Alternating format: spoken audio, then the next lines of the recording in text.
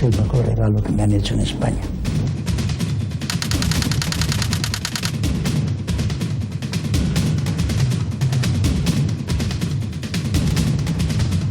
Fue una época de conflicto. No confundir el sindicato con el juego político. Ikusle maiteok, Jon Andreak, Gabon eta urte berrion. Urte berrion, bai?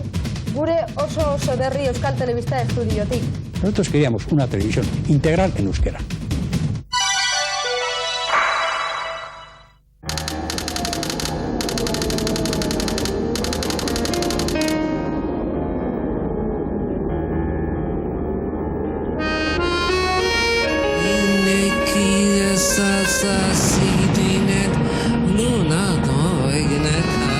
Españoles, Franco, ambos.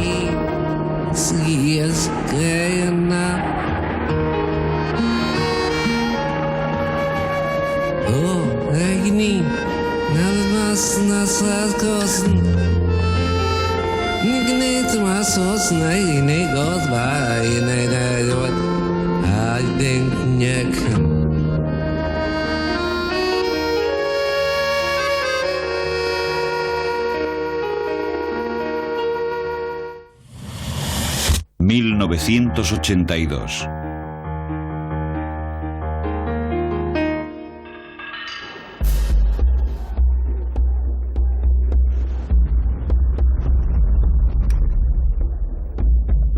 ...1982 fue el año del cambio.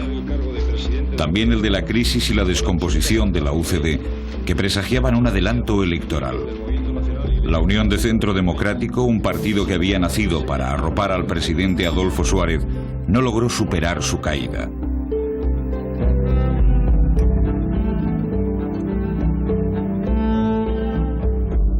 Un triunfo del Partido Socialista Obrero Español parecía seguro. Su lema para tratar de convencer a los votantes era sencillo: por el cambio. Felipe González quería quitarse la espina de anteriores comicios en los que había sido derrotado por Suárez.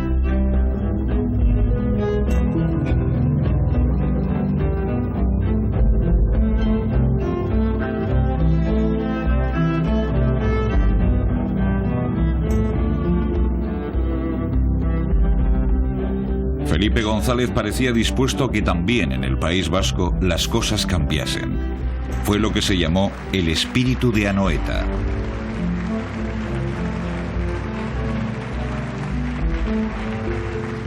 Los niños de esta tierra no conocerán el ruido de los tiros, no conocerán los efectos de las bombas, no conocerán siquiera los controles en las carreteras.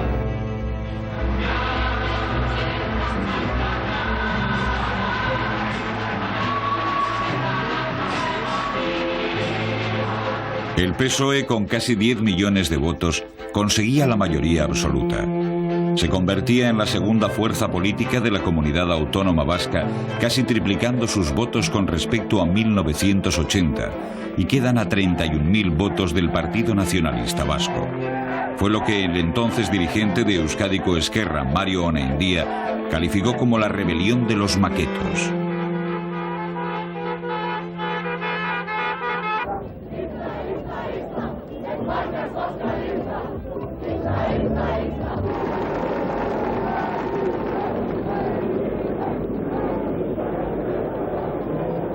Es el mejor regalo que me han hecho en España, porque coincide con mi cumpleaños.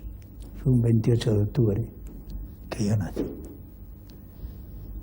Nadie puede colegir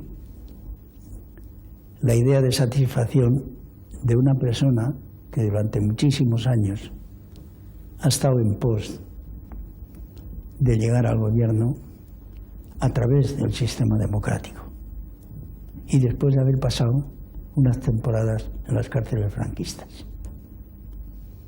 La alegría fue inefable y el convencimiento de que el impulso que íbamos a dar a España era grande, tenía yo la certeza de que iba a ser una realidad. Fue una noche espléndida, porque además el triunfo fue tan brillante, tan aplastante, significaba también una especie de reconocimiento, ¿no? Porque en el País Vasco habíamos estado un poco siempre con la sensación de que nos faltaba legitimación para ser socialistas y para ser vascos. Como que solo los buenos vascos eran quienes estaban en partidos nacionalistas. Y bueno, pues que éramos casi una especie de minoría marginal españolista que había que eliminar, ¿no? Y de pronto aquel apoyo también en Euskadi significó, yo creo que y aparte de pasar los momentos de alegría, yo creo que para todos nosotros supuso una enorme responsabilidad. Llegar al gobierno en una situación muy complicada, de una inestabilidad militar muy seria, que ya había tenido un exponente en el 81, pero que no estaba en absoluto resuelta y que además se añadían los recelos que podía suponer un triunfo de la izquierda, un triunfo del Partido Socialista, todavía en sectores de las Fuerzas Armadas que no estaban aceptando su nuevo papel y la nueva Constitución.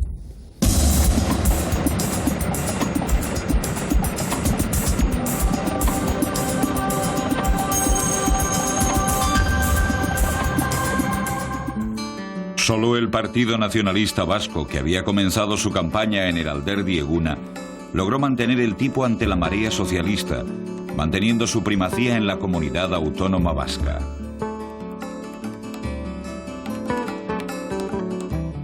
Desde una perspectiva general y no estrictamente vasca, significaba un test muy importante para acreditar una normalización del proceso democrático en el Estado español,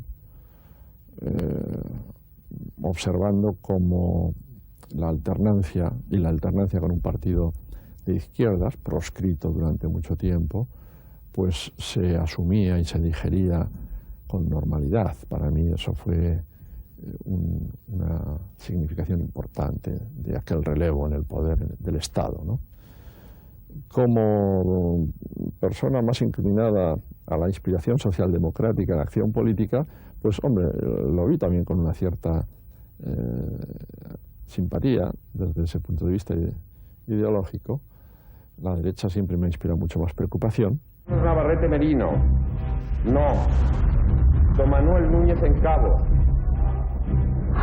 Uno de los elementos del malestar militar en aquellos días era el de las autonomías.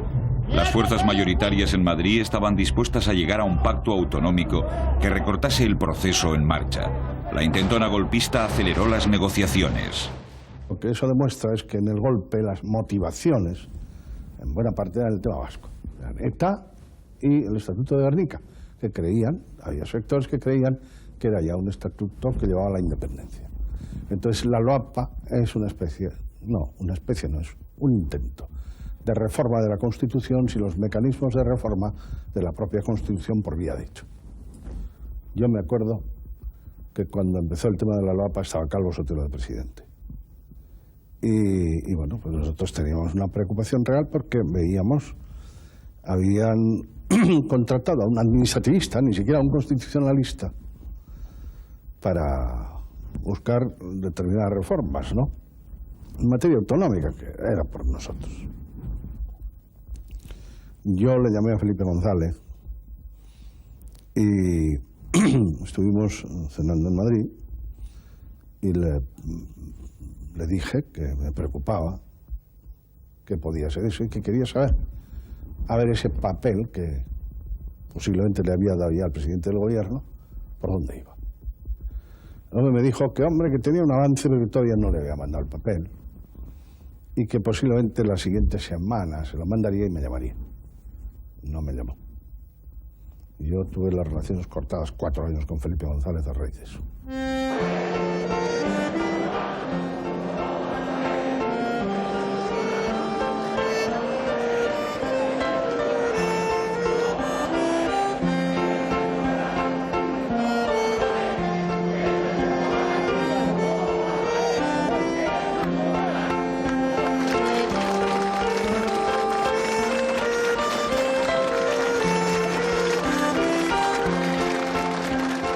Decenas de miles de personas salen a la calle en defensa del Estatuto de Gernika. Estatutoa bai, baina oso osorik, dicen las pancartas. El Partido Nacionalista paraliza 130 ayuntamientos vascos. El vicelehendakari vasco, Mario Fernández, en un debate televisivo desarbolaría los argumentos de Martín Villa.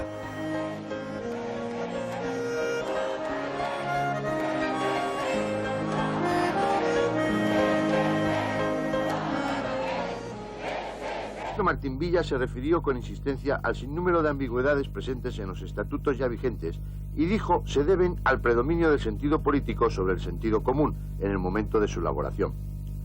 Mario Fernández replicó que el gobierno autónomo comprende la necesidad de interpretar ambigüedades en materia autonómica, pero negó que la LOAPA sea el instrumento adecuado para conseguirlo. En algunos momentos del debate hubo referencias al proyecto de ley de territorios históricos que debe discutir próximamente el Parlamento vasco. El tiempo del debate no ha sido suficiente para repasar las discrepancias existentes con el texto, y al término del diálogo el señor Fernández señaló que no se había logrado pasar del artículo 2 y de la cuestión de su necesidad y justificación constitucional. El debate habido ayer tendrá su continuidad en el Parlamento, donde debe de ser aprobada esta ley.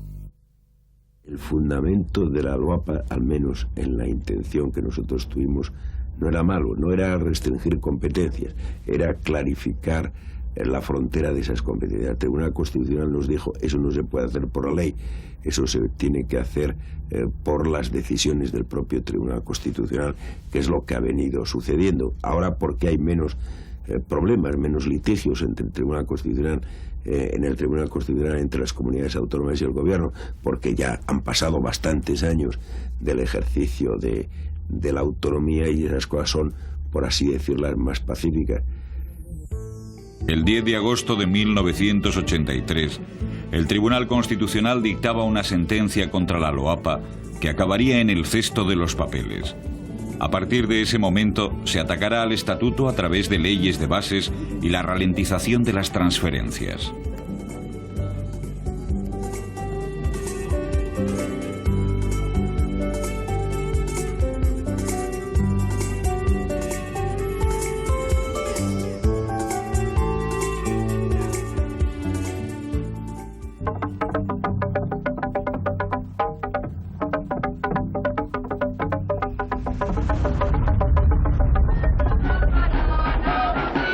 En aquellos días se estrena Euskadi hors d'État, un documental que se decía estaba inspirado por Euskadiko Ezkerra. En la cinta se recogen por primera vez testimonios de guardias civiles de patrulla, de sus familias, e incluso se acompaña a una pareja de la Policía Nacional en su recorrido por una ciudad vasca. Buenos amigos. ¿Y siempre es por sorpresa? Siempre por sorpresa. La cara nunca la dan. Hace 40, el 3 y 4 en la zona de nuevo. Mucha tensión. ¿Miedo a la violencia? No, miedo no tengo. Si tuviera miedo, pues me quedaría allí, ¿no? No vendría para acá ya. ¿Qué piensan de ETA? Pues, ¿qué vamos a pensar? Son unos asesinos a sueldo fijo. La violencia no cesaba, con la excepción del sector mayoritario de ETA político-militar que mantenía su tregua. ETA continuaba con ataques y secuestros mientras que proponía una negociación en base a la llamada Alternativa CAS.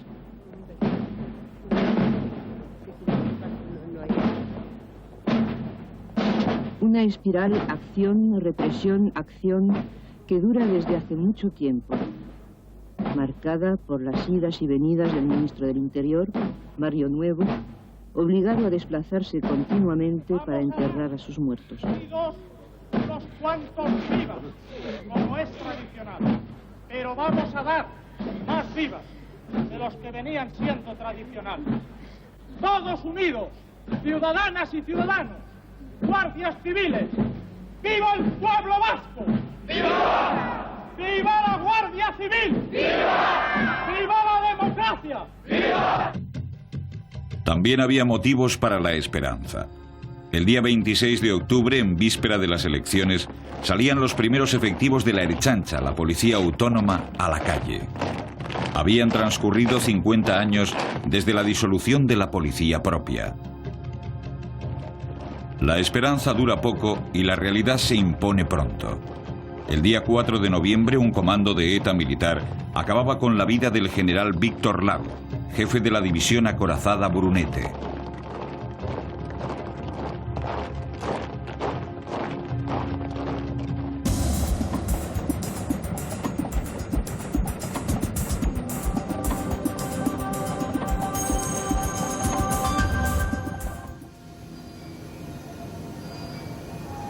El día 14 de noviembre, un comando de ETA político-militar Octava Asamblea secuestraba al industrial Saturnino Orbegozo, por cuyo rescate pedirá 600 millones de pesetas.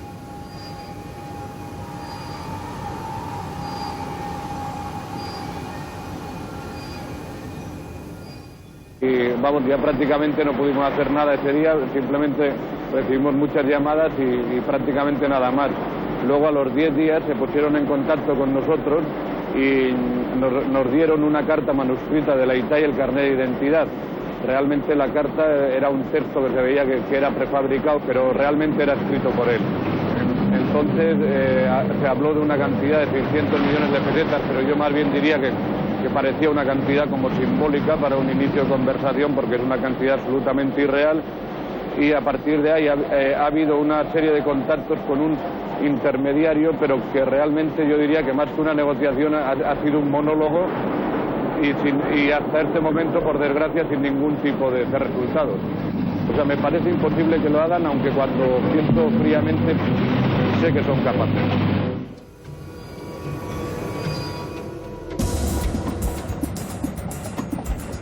El año se cierra con un atentado en Irún que acaba con la vida de 2 guardias civiles y, como se demostrará más tarde, con la paciencia de algunos dirigentes socialistas.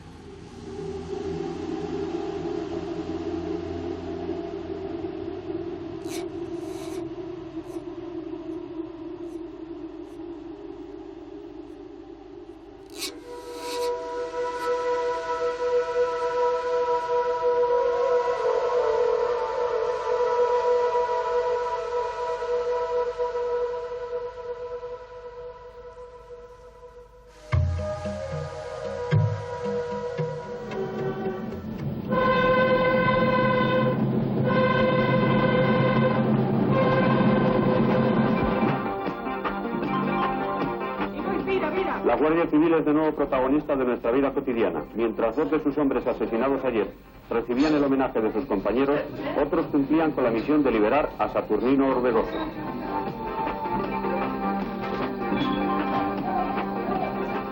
Autoridades, trabajadores, queridos amigos y compañeros todos, unas palabras breves, pero muy emocionadas palabras. Estamos en este momento rindiendo homenaje a 2 guardias civiles que han sido asesinados por los enemigos del pueblo, 2 luchadores por la paz, 2 compañeros. Entre la gente honrada y entre los criminales no puede haber neutrales. Los honrados vascos. En este ambiente, Ramón Jáuregui, antiguo secretario general de la UGT de Euskadi, era designado delegado general del Gobierno central en Euskadi.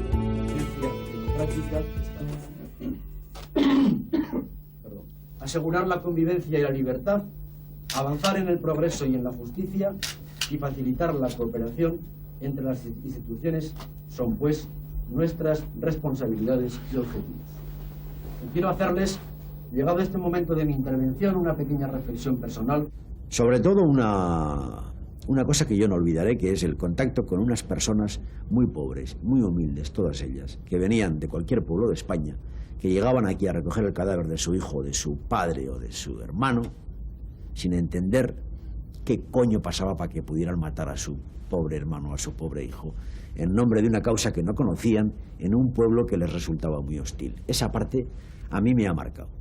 Yo estuve 4 años asistiendo, pues probablemente a 200 o 300 funerales, viajando incluso con los féretros en los aviones, hacia Aguadix o hacia Motril o hacia Albadalejo, qué sé yo, cualquier pueblo de España. Y eso me marcó. Y luego, evidentemente, la delegación del gobierno fue también, pues, la experiencia de una época que prefiero olvidar. La presión política de aquel año tuvo su válvula de escape en la visita del Papa a Loyola. Cuando ya salió de Loyola camino de Jerusalén, muy cuidadosamente guardando un libro de notas que llegó a tener hasta 300 folios. El Papa bendice a la multitud. Euskal Herriko Kristau Maiteok Bakea Zuei Eta Zoriona. El Santo Padre ha saludado en euskera a todos los aquí asistentes.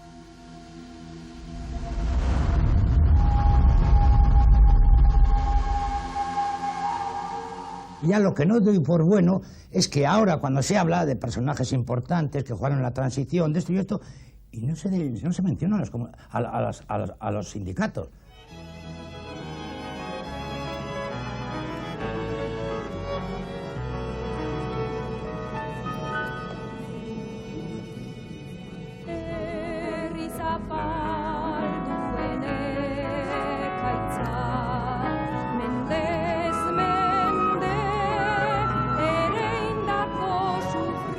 Ela celebró su tercer congreso en Eibar en octubre del 76. El objetivo era construir una gran central sindical vasca que agrupase a la mayoría de los trabajadores.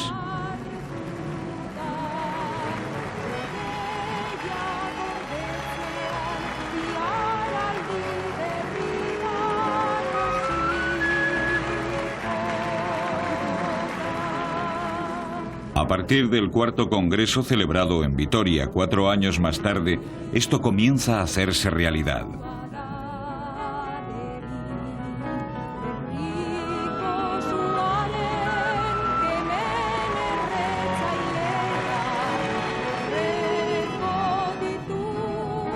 La estrategia básica era y es la independencia con respecto a los partidos, el marco vasco de relaciones laborales y la acción sindical en los centros de trabajo.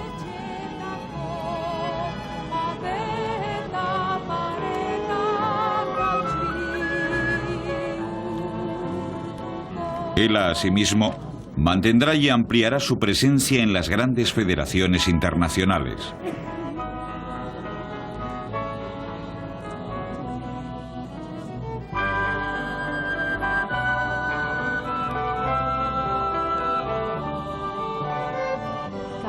Por otro lado, en este cuarto congreso, optó por apoyar el Estatuto de Autonomía como vía para conseguir ese marco de relaciones laborales. Herriaren aginte berria, herritarra.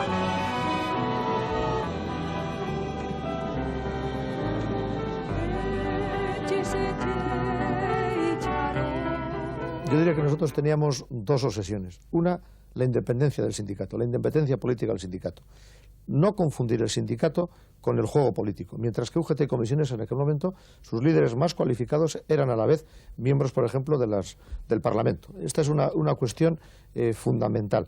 Y la segunda, en coherencia con esto, era defender la identidad de la autonomía colectiva, es decir, la libertad del sindicato frente a la patronal y frente a la administración de mantener una determinada línea, un determinado discurso. Yo creo que esto se ve inmediatamente después los efectos que eso tiene en el modelo sindical.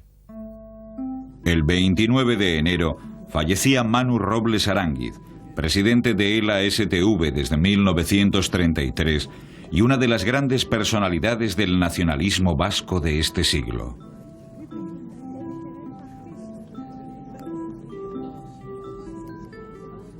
El socialismo vasco reaparece con fuerza tras la muerte de Franco. Tanto el Partido Socialista como la Unión General de Trabajadores demuestran su implantación en Euskadi.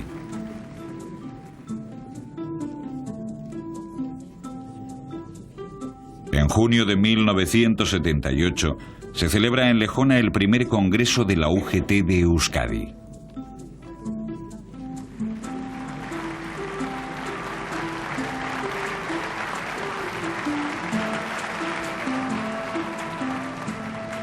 El primer secretario general fue Jaime San Sebastián. A este le sucede Ramón Jáuregui, entonces secretario provincial de la UGT guipuzcoana, que tenía cierto peso en el cinturón donostiarra y sobre todo en el tradicional feudo socialista de Eibar.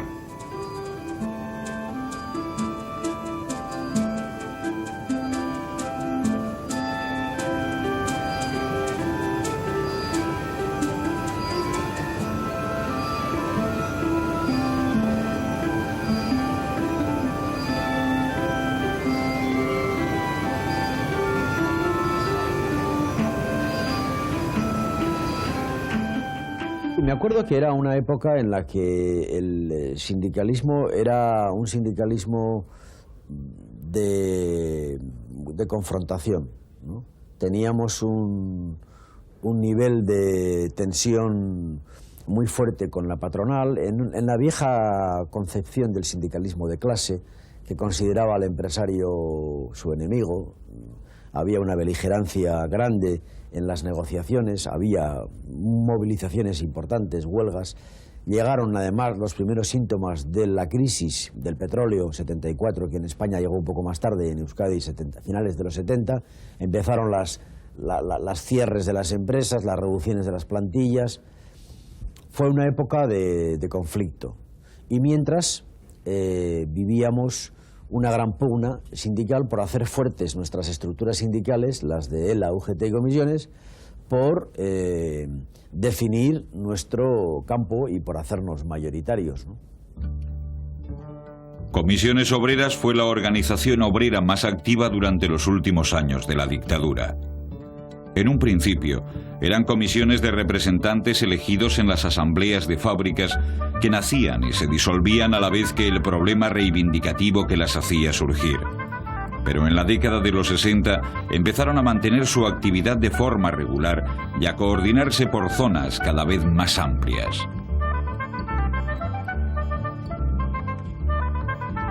El Partido Comunista impulsaba este movimiento y lo controlaba políticamente en el resto del Estado español. Pero en Euskadi, la pluralidad política era mayor. Grupos de las más diversas ideologías, fundamentalmente de la izquierda radical, fueran abertzales o no, participaban en el nuevo movimiento sindical a la vez que luchaban por conseguir su cuota de poder en la dirección. El 1 de julio de 1976, con la fusión de las dos grandes corrientes existentes hasta entonces, nacían las comisiones obreras de Euskadi. El régimen, que ya estaba tocado del ala, pero estaba tocado del ala porque estaba en su punto fundamental, que era el sindicato vertical. Era el sindicato vertical, porque si la derecha hubiese llegado con el sindicato vertical, con la fuerza que tuvo en ese periodo, ojo, yo no sé si la transición hubiese sido lo mismo que ha sido ahora, ¿eh? Lo que pasa que, claro, el régimen estaba total y aislado, y sin ningún sostén por ninguna parte. Y claro, y ese roer al sindicato vertical, vamos, y si nos lo cargamos, y eso sí que podemos decir, nos lo cargamos comisiones obreras. Eso históricamente así, y punto. Nos lo cargamos comisiones obreras. Y claro, presentarte ya en el momento de la transición con ese lastre quitado, pues indiscutiblemente cómo no va a aligerar esa transición y cómo no se va a hacer con las garantías que se hizo de democracia y de eso. En los primeros años de la transición se va clarificando el panorama sindical. Mantiene su prestigio la Unión Sindical Obrera, nacida durante el franquismo.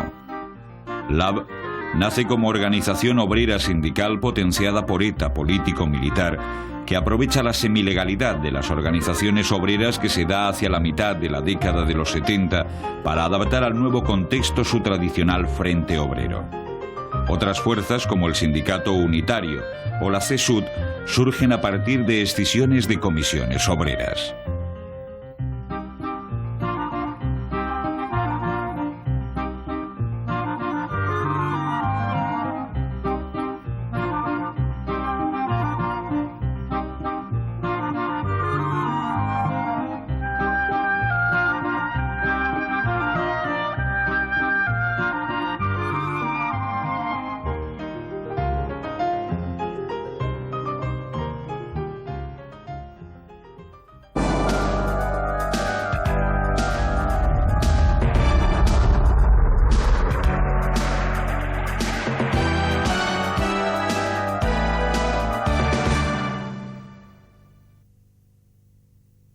Ikusle maiteok, jaun Andreak, Gabon, Gabon eta urte berrion. Urte berrion bai, gure oso berri Euskal Telebista estudiotik. Naiz eta erabateko egia izanez, pentsa dezagun unetxo batez gure Euskal Telebista hau erabateko errealitate bat dela eta Euskadi osoa gu ikusteko eta entzuteko antenez beterik dagoela. Gaur, 1983 urtearen sorreran, jendaurreko lehen pauso hauek ematen ditugu. Euskadiren zerbitzutan jaiotzen den telebista hau ikusteko eta entzuteko hain zuzen ere. Zorionak ba eta aurrera. Euskal Herriak bere irratia eta telebista martxan jartzen ditueneko egun hauetan eta urte berriaren lehenengo eguna izanik, erraz benetan urte berrion bat opatzea. Denoi opa dizuet. Evidente que se tiene que remarcar más los aspectos positivos y dejando aparte un poco los problemas pendientes. La pequeña cerillera.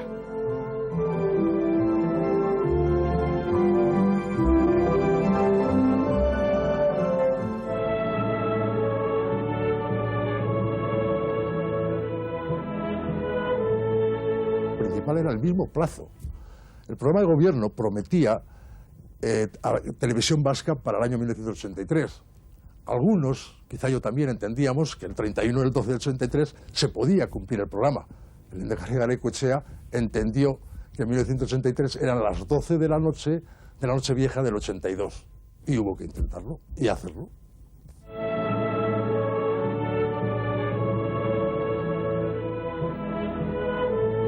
La emisión se iniciaba y se cerraba con una ikurriña que ondeaba al aire, si bien este aire hubo que darlo, digamos, a través de un ventilador, dado que ese día no hubo aire para que la ikurriña ondease por sí misma. La Nochevieja de 1982 terminaba una acelerada carrera para crear la televisión vasca. Una vez que el Estatuto de Gernika reconoce la potestad vasca para crear sus propios medios de comunicación, el primer gobierno vasco puso en marcha una escuela para preparar a los primeros profesionales euskaldunes que iban a hacer posible la radiotelevisión vasca. Pero a mí como consejero lo que me incumbía era la responsabilidad de que fuera posible emitir en euskera. Porque cuando se entra en la discusión de los motivos, de los programas lingüísticos, de las concepciones lingüísticas, hombre, naturalmente, lo más fácil era emitir en castellano. Para eso sí había profesionales. Y lo difícil era emitir en euskera. Pero desde el punto de vista estricto del programa del gobierno, lo único que nos interesaba era emitir en euskera. Hombre, eso claro que trajo problemas. Entonces la eliminación de mucha gente excelente porque no sabía euskera. Eso sacó ampollas, hombre, sacó y surgieron actitudes de hostilidad. Se recurrió a toda clase de razonamientos porque siempre se encuentran motivos.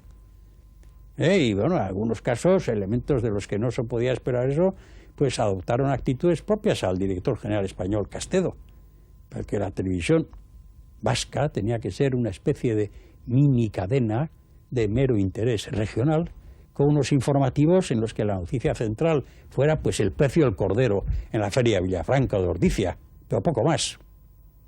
Nosotros queríamos una televisión integral en euskera. Como nos dijo Arias Salgado, tan mala como la castellana, que os costará. La primera escuela se montó en el año 80 en la calle Prim, en Donostia, en unos locales que antes de ser transferidos habían sido sede de las juventudes falangistas. El objetivo era preparar la infraestructura humana de la radiotelevisión vasca, locutores y dobladores. Del euskera y la dicción se ocupaba, entre otros, Xavier Mendiguren. De la parte dramática, Xavier Elorriaga. Para la técnica del doblaje, hubo que recurrir a profesionales que venían de Madrid, pues no había entonces en Euskadi tradición del doblaje al euskera. A la escuela de Donostia siguió otra similar en Bilbao al año siguiente, y así se formaron los dobladores que luego alimentaron la emisión de ETV. Otra escuela funcionó en los sótanos de la sede del gobierno vasco en Lacua durante el año 82, y de ella salieron las promociones de reporteros y cámaras que formaron la base de la primera redacción de informativos de Euskal Telebista. El último interruptor de este cuadro de mandos, y de este modo acabamos el programa dedicado a la cámara Sony. La última y definitiva escuela de ETV Fue un cursillo que hicieron 40 personas, periodistas y técnicos, en Hamburgo, Alemania, donde tenía sus estudios la empresa que asesoraba al gobierno vasco para el montaje de la televisión.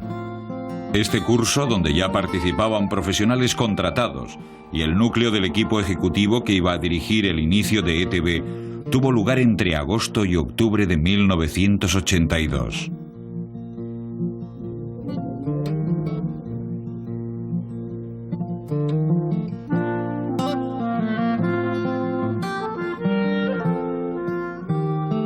Mientras tanto, también había que preparar la infraestructura técnica. De ella se ocupaba Josu Zubiaur, primero viceconsejero de Cultura y luego, una vez que se creó formalmente el ente público en junio del 82, primer director general de EITV.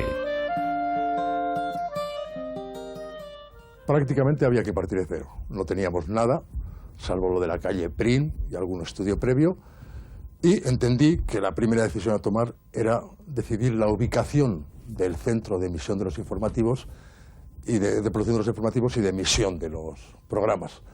La propuesta de JJ Zurza de ubicarlos en el Valle de Durango, aproximadamente en el centro de gravedad de la población vasca, punto perfectamente comunicado con Donosti, Bilbo y Gasteiz, cubría además otro objetivo, el permitirnos lanzar desde Loiz una señal directa a Ganeta, Jaizkibel y Zaldiaran, puntos previstos para los emisores principales para dar cobertura a los tres territorios. Se decidió en consecuencia esta ubicación y a partir de ahí iniciamos la búsqueda de terreno, realización de proyectos, etc. El ritmo de los trabajos fue frenético. La Diputación de Vizcaya ofreció inmediatamente unos terrenos en Durango, en lo que años después se desanexionó como Iurreta. Los alemanes habían diseñado un centro de emisión y producción de informativos de ETV muy moderno y funcional. El modelo de grandes televisiones nacionales ya empezaba a entrar en crisis en esos años, pero los problemas políticos continuaban. El gobierno español se resistía a autorizar una televisión que no tuviera nada que ver con ellos.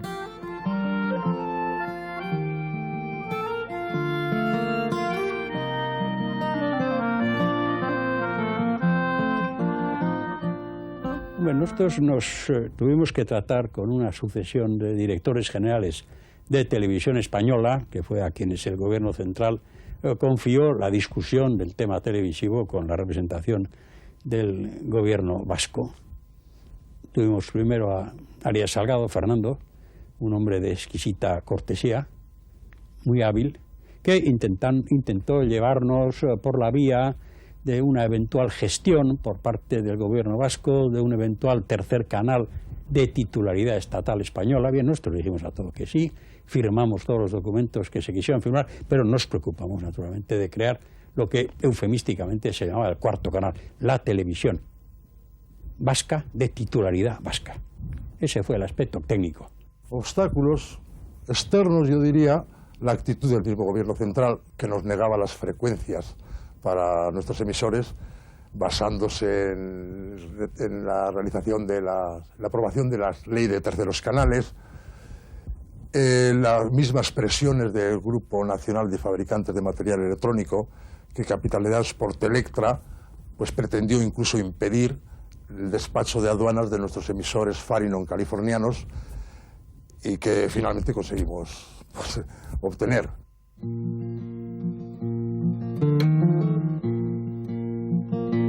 Junto con la televisión, el proyecto audiovisual vasco incluía también una red pública de emisoras de radio. Euskadi Irratia, la primera emisora que iba a emitir íntegramente en euskera, y Radio Euskadi en castellano. En Álava, el gobierno adquirió una emisora ya en marcha, Radio Vitoria, para asegurarse así la titularidad de una frecuencia de onda media. La primera emisora que comenzó a funcionar fue Euskadi Irratia con sede en Donostia.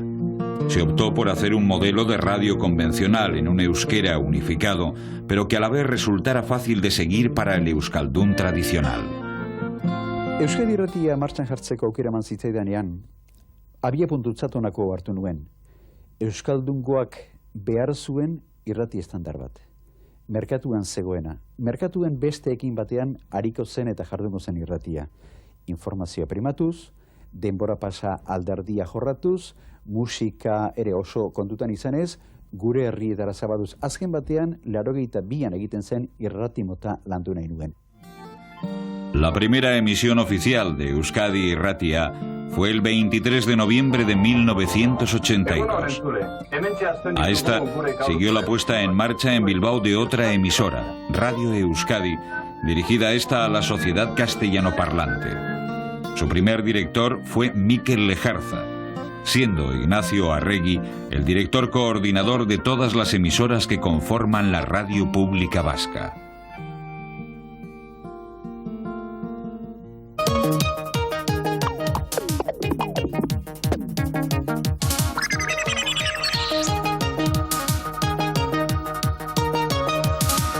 El chori, la idea la tuve yo en unos versos de Gandia que decían Udaberri, berri, onakuku, jaunak, dakaski. Eso es tan bonito, yo decía, yo no voy a inventar un chori, pero sí, un cucu, pero sí podría ser, por ejemplo, un chachangorri. Dicho y hecho, hablé con Enrique Gómez de Segura, que era entonces y sigue siendo hoy, yo creo que uno de los mejores diseñadores gráficos que ha dado este país en publicidad, y me trajo este pájaro que enseguida fue aceptado. Lo llevamos a distintas comisiones para que lo vieran y a todo el mundo le pareció maravilloso. Los pilares de la programación inicial de ETV iban a ser los informativos y los programas de ficción. En el área de informativos la experiencia era nueva. Nunca hasta entonces se habían hecho informativos de televisión en euskera. Laurogeiko hamarkadaren hasieretan kirol honetan. Con dos noticias de sabor navideño. Arratsaldean ikusi entzule zareten hori. Maiatzaren 9 aurrera. Eta beste notizia batera pasatuko da, beraz.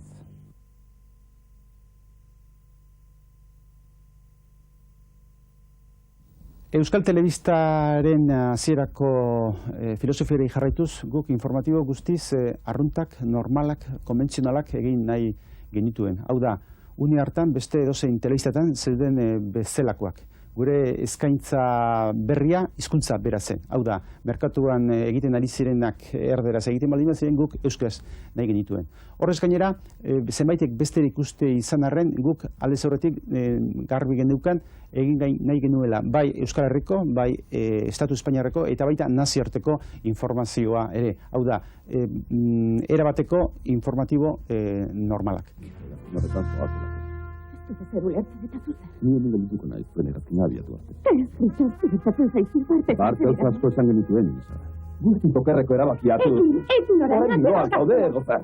Hemen edozein tokitan bezala gauzako ordaintzen baitira. Hori ez kontra kontratua ustean. El área de programas inicialmente se iba a nutrir de producción ajena, con películas, telefilms y dibujos animados comprados en el mercado internacional. Tampoco aquí faltaban los problemas. Bi problema nagusi izan genituen hasiera hartan. Lehenengoa ez gintuela ezagutzen. Etzekiten telebista publiko berri bat bazegoela Euskal Herrian eta Europako txoko honetan. Eta bigarrena, audientziaren arabera nola ipintzen diran prezioak telebistetan, gu oso prezio makala eramaten genduen azokara. $8 minutuko. Beraz, gauza bi horiek izan ziren guretzako momentu hartan esplikatu behin da berriz eta azpimarratu behar izan genituenak.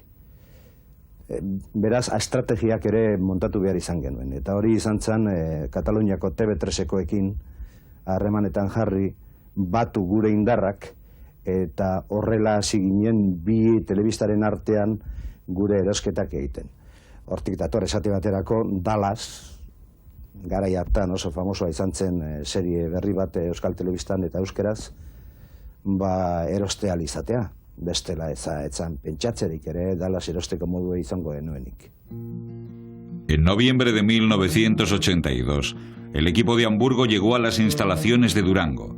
Los periodistas recibieron un cursillo impartido por el actor Xavier Elorriaga para aprender a enfrentarse a las cámaras. todavía no había ni cristales, y los pioneros tuvieron que empezar las pruebas con frío y compartiendo su trabajo con los carpinteros, albañiles y técnicos en general. El cuadro con el que me encuentro viene a ser el siguiente. El Centro de Grabación y Emisión de Informativos de Durango está en construcción y los estudios no van a estar operativos hasta abril de 1983. La red de repetidores está en montaje y tampoco estará definitivamente en condiciones hasta esa fecha. Y en cuanto al personal, hay un grupo de personas que se han formado en Hamburgo, pero cuya dificultad estriba en que no han podido experimentar el medio como consecuencia de no haber tenido los medios materiales para hacerlo. Los problemas no terminaban en la infraestructura técnica. Oficialmente, no había autorización del gobierno central para emitir, ni hasta última hora llegaron los equipos necesarios para la emisión, bloqueados en la aduana. Pero el equipo gestor del gobierno vasco superó ambas dificultades aplicando la política de hechos consumados y ayudados por una circunstancia política. Acaba de cambiar el gobierno central en las elecciones de octubre. La UCD fue sustituida por el Partido Socialista y los nuevos gobernantes se encontraron con una ETB prácticamente imparable.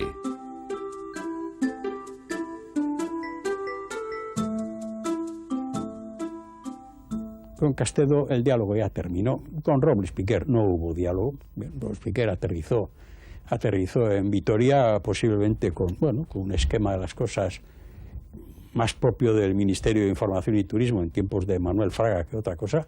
Para entonces, naturalmente, todo estaba en marcha, todo estaba programado. Sabíamos que para fines de año podríamos emitir y pues tampoco prestamos ya gran atención al diálogo con Madrid. Recurrimos a los medios que eran necesarios para obtener el banco de datos técnicos que nos era necesario para emitir y se acabó.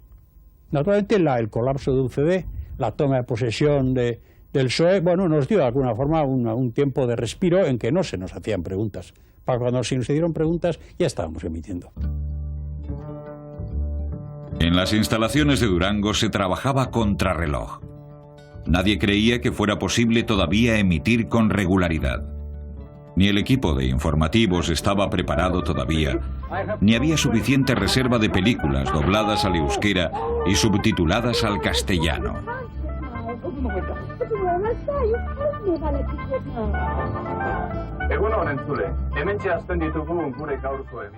En el interín había habido un debate por el cual los sabedores de esta situación propugnaban en la prensa y en la radio de demorar el arranque hasta que todo esto estuviese debidamente en condiciones, mientras que desde la parte política se creía que era aconsejable, incluso era una necesidad, el asumir cuanto antes la puesta en marcha de la televisión, dando una interpretación nuestra a la asunción de la competencia del artículo 17.3 del Estatuto de Gernika.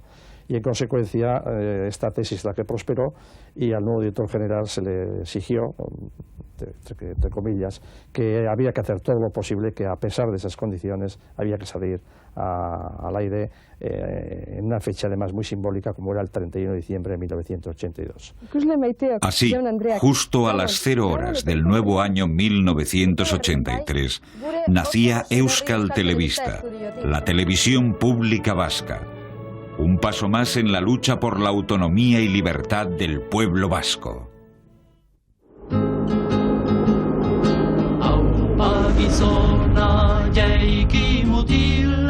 Atzarremaztetan eskatil, borrokarako deieginaz, irrintzi bat dabil. Euskal Herria diaguzai, La transición política es el tránsito de en nuestro caso, de una dictadura, de un régimen dictatorial, a un régimen constitucional con libertades democráticas equiparables o parecidas al resto de los países de nuestro entorno geográfico. Yo creo que eso se ha conseguido, pasar de un régimen dictatorial a un régimen constitucional de libertades democráticas y ojalá se hubiese podido conseguir más. Euskadiren alde loturik bagare, goaz borrokara nagusi. Yo creo que hubo un gran esfuerzo y un gran sentido de la responsabilidad y del pragmatismo en las fuerzas políticas para poder materializar algo que se revelaba muy difícil, pero que ha dejado una asignatura pendiente por encima de cualesquiera otras, y es el reconocimiento de los derechos nacionales y concretamente una profundización también democrática en el reconocimiento de esos derechos nacionales en el caso del pueblo vasco. Euskal Herria diagu zaie, presoak eta hilak ere bai. Para mí ha sido precisamente la recuperación de las libertades. La recuperación de las libertades desde el consenso, desde la aceptación, sin violencias, sin traumas, con principios, con convicciones, sabiendo de dónde se venía, sin preguntar a nadie cuál era su procedencia, pero sabiendo claramente a dónde se iba, y que se iba a un régimen precisamente de tolerancia y de libertad. Atxoak iduri, armakila eskuban, eta lotu etxaiari, anaien aurreka. La transición política para mí la puedo resumir. Primero, cuando en Carrillo se quitó la peluca, allí comenzó la transición, que no solamente solo al Partido Comunista, sino a todos los partidos y centrales sindicales, comenzó el striptease ideológico con la peluca de Carrillo y terminó en un desnudo integral de renuncias a todos los principios que hasta entonces habíamos defendido. Una estafa tremenda a todo el pueblo español y fundamentalmente a Euskal Herria. Presoak eta hilak ere bai, abertzale izanez gero gaur, gauden denogana. La transición para mí ha sido un anhelo colectivo de un pueblo vivir en libertad, sabiendo y teniendo muy presente la historia reciente, el enfrentamiento a las dos Españas, y por eso buscando el consenso y el pacto que hiciera posible que este país sea un país democrático igual que los demás países europeos. Nola dantzatuko biok belaunikaturik, lehenik urratu gadea. Un periodo duro, de mucha zozobra, de miedo, hasta de miedo. Yo he pasado mucho miedo, y conmigo otros. No sabíamos a dónde íbamos, en qué iba a terminar aquello. Y sin embargo, teníamos claro que teníamos que buscar un camino. Que no se podía ir ni por las armas, ni podíamos permitir que se cayera otra vez en manos de cualquier general. Euskal Herria diagu zaie, presoak eta hilak ere bai, abertzale izanez gero gaur, gauden denogana. Abertzale izanez gero gaur, gauden denogana.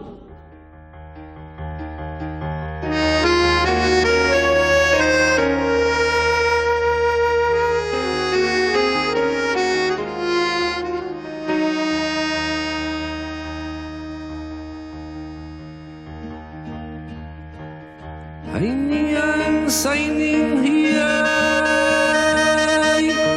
skuni hain itxin